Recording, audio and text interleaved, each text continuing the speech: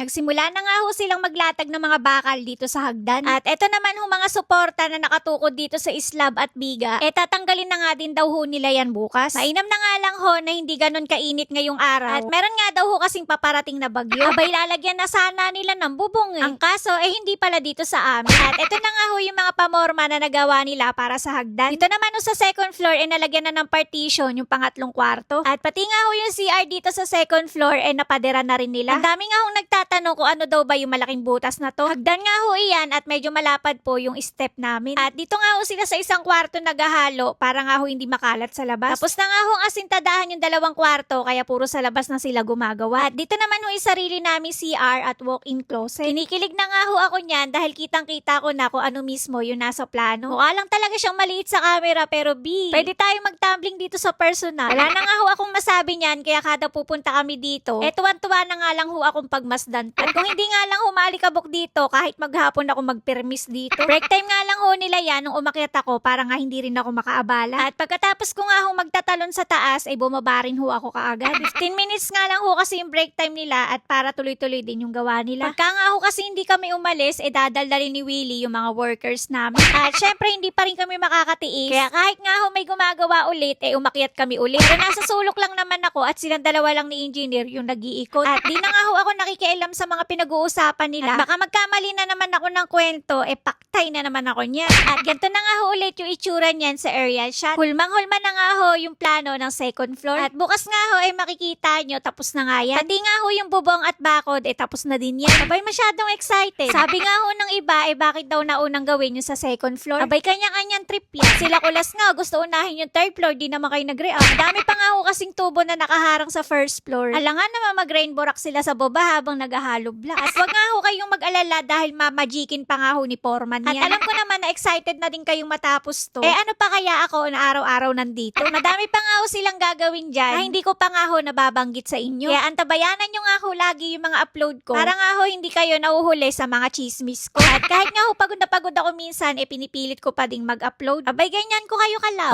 At ayoko nga din ho kasing nagkakaroon ng utang dahil pag hindi nga ho ako nakakapag-upload, madami nga hong naniningil sa akin. Na para bang teleserye yung mga vlog ko na ayaw nilang palampasin. At alam nyo ho ba na masikat pa tong bahay namin kesa sa amin? Kaya pag nalalaman nga ho ng mga taga dito na kami ho yung may-ari nito, nagugulat nga din ho. At araw-araw nga din ho kasi silang nanonood. Abay sa sobrang tahimik nga ho ng lugar na to, meron na nga ho kayong maingay na kapitbahay. Joke lang po. At hanggang dito nga ho muna ulit yung update ko sa inyo ngayong araw. Kaya naman, wag mo kakalimutang i-follow. Bukas na lang ulit.